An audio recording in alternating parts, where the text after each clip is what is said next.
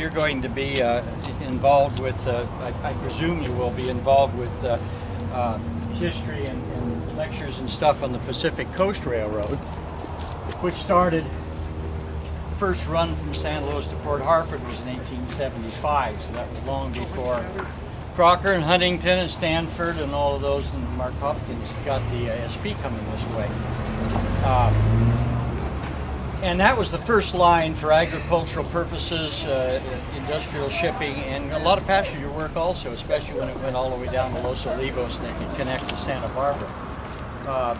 And then along in the late 1890s, SP, of course, came to San Luis in 1894, actually, and then progressed on south and interfaced with Pacific Coast, took away their passenger traffic, and they were just kind of mostly ag products, and the rest is kind of history as far as the Coast Starlight and all those kind of things that we have now. In July 20th, 1886, the line got to King City. It was King Ranch, actually, Mr. King's Ranch, later become King City. And October 86, it got to San Miguel. That was an important stop for us agriculturally because we were the third largest grain producing area in the whole western United States at that point in time, this side of the Rockies that is. And a couple of them, Washington, the Palouse area were large, etc. So it was a big thing for grain and also a real big thing for cattle. They had holding pens and cattle loading facilities at San Miguel. And then the end of that month, October 31st, it hit Paso Robles. Same thing, right behind where you're standing. I used to deliver sugar beets at the beet dump there. Sugar beets were a big agriculture project moving on the SP line at that time. And of course a lot of grain, and there was cattle pens here. When I first got out of college and worked around here, I worked for a company and we shipped cattle out of these corrals. Unfortunately, they're no longer here. It's too bad. But a lot of cattle came in from Mexico via the cattle cars, which you don't see anymore anywhere. I haven't seen one for years on a train. And so we had quite a business right behind this station. That was in 1886. In November, it got to Templeton, so they were making pretty good progress as they progressed there.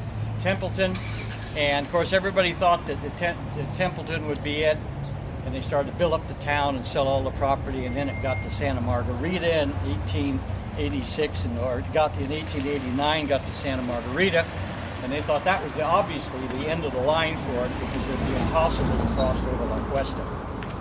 And so an interesting story that goes along that is there was a very famous silversmith that started in Eaglet here, and was born and raised in Eaglet, just south of Tascadero, and began a career of, his name was Garcia. If you've ever heard of Garcia Bits and Spurs, they're world famous. And Garcia was in San Luis Obispo, and with his shop in Lower Higuera, not lower, but the lower part of the main part of Higuera. And he decided, by golly, I'm going to get out of here and move to Templeton. That's the end of the railroad, and Templeton is going to be a big metropolis, and on and on. So he moved his shop to Templeton, raised his family, did well, and 5 years later they popped the line over the hill, and Templeton was virtually abandoned, about like it is right now. And I mean, it's a nice little town, but it not even grew any bigger than that. So the poor guy fell on his face there, and then he went up to Salinas, and then he ended up in Elko, Nevada. So he kind of chased around the country making bits and spurs. But that's kind of the way the story went when everybody at that point in time thought it would end, and thought it would end at Santa Margarita. And of course, the big day in San Luis Obispo was May 5th, 1894, when 5 years later, thanks to Alui and his Chinese workers and other some Hungarian workers and other bits and pieces of people from all over the country and a lot of blasting material. They got the tunnels done and finished the line, and the Stena Creek Bridge and other bridges, and finished the line and pulled into the hotel on that date in 1886. So it took 5 years to get over the hill. And then from then on, it's history. You know, headed on to Santa Barbara, LA, and you know, it's there now, the same track. So this is the original. This is, for the most part, the original station. You know, they've all had fires from time to time. This did get moved a little bit. The transportation industry for Amtrak.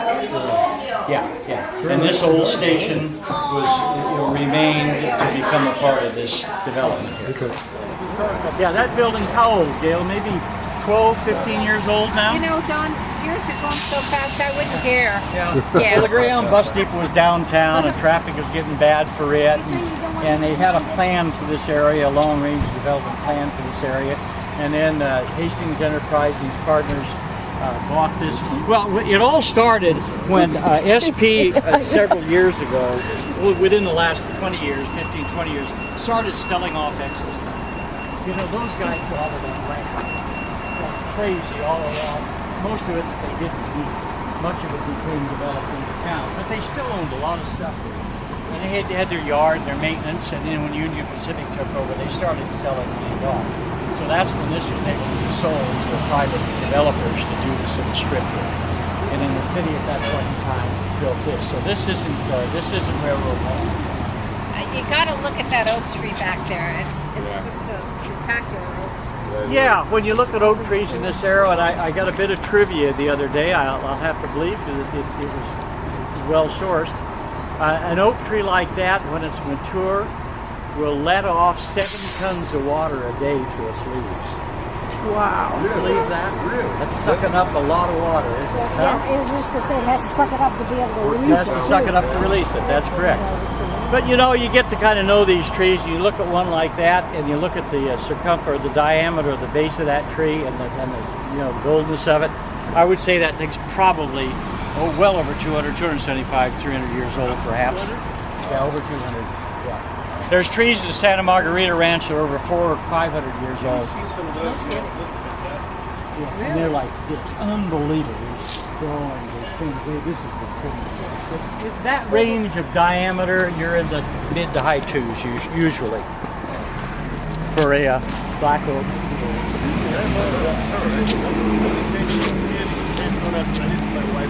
Track bus comes here, charter buses come here, taxi comes here, local dial-a-ride and all those people come here, regional transit back and forth to San Luis come here. Yeah. Good paint job on the Greyhound. I like it. Let's go this way, guys. Greyhound. There's the Greyhound stop.